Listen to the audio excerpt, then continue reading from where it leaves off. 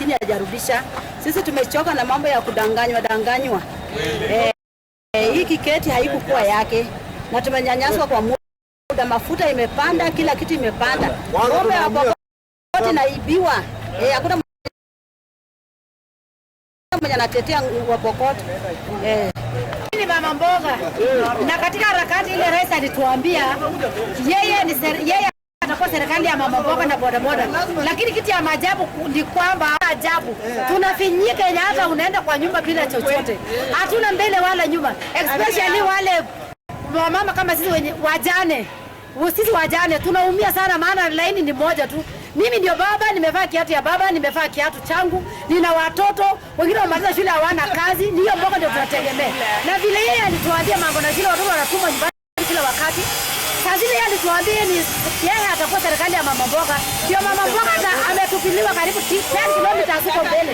Hata hakuna mwenye anajua yeye. Ambapo hata hatutambui, ajui mama mboga ni nani. Aliweka Biblia chini, bei ya mafuta ikapanda, bei ya sukari ikapanda, unga ikapanda. Saa hizi lita ni shilingi 200 na amekatia wafanyikazi 3%. Huyo mfanyakazi tunabebe asubuhi alikuwa alipanga 50 Kapenguria. Saa hizi hata kasoma mwenyewe ukifikiria kumuitisha 100 unamhurumia.